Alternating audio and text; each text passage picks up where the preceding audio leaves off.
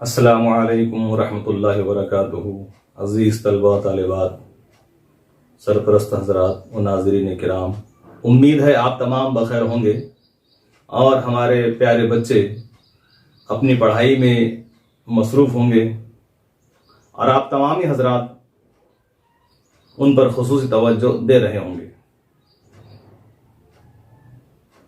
عزیز بچوں،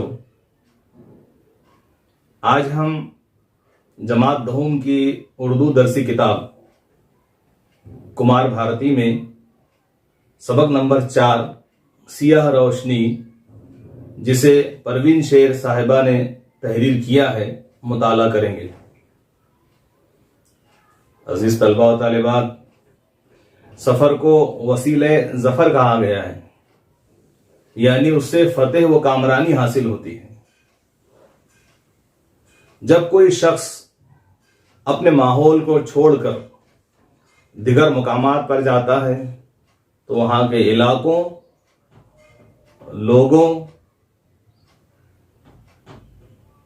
زبانوں اور ان کے رہن سہن اور طرز معیشت سے، طرز معاشرت سے واقفیت حاصل کرتا ہے تو اس کی فکر و نظر میں کشادگی پیدا ہوتی ہے۔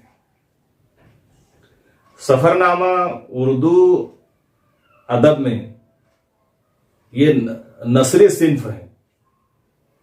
جب ہم اچھے سفر نامے پڑھتے ہیں تو ہم محسوس کرتے ہیں کہ ہم مصنف کے ساتھ سفر کر رہے ہیں اور اس کے تجربات و مشاہدات سے لطف اندوز ہو رہے ہیں۔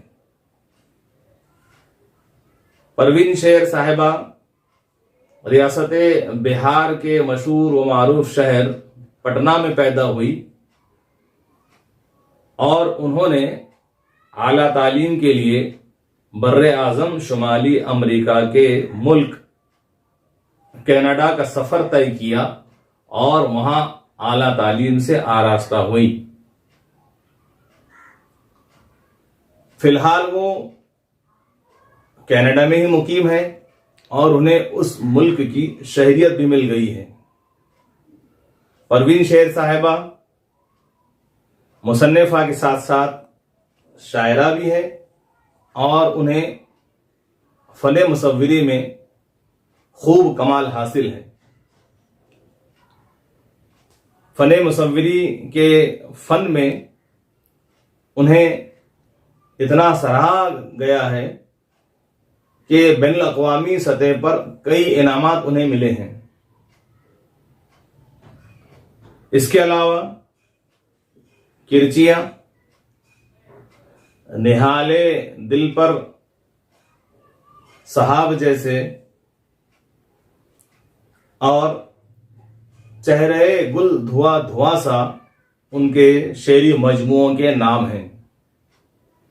اب ہم جو سبق پڑھنے جا رہے ہیں اس میں مصنفہ نے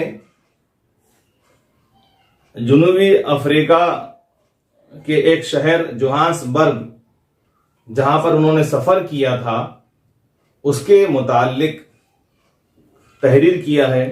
تو آئیے ہم سنتے ہیں کہ مصنفہ نے اس سفر کا ذکر کس انداز میں کیا ہے۔ آپ تمام اس درسی کتاب کے صفحہ نمبر 17 پر اپنی توجہ مرکوز کیجئے، میں اسے پڑھ رہا ہوں۔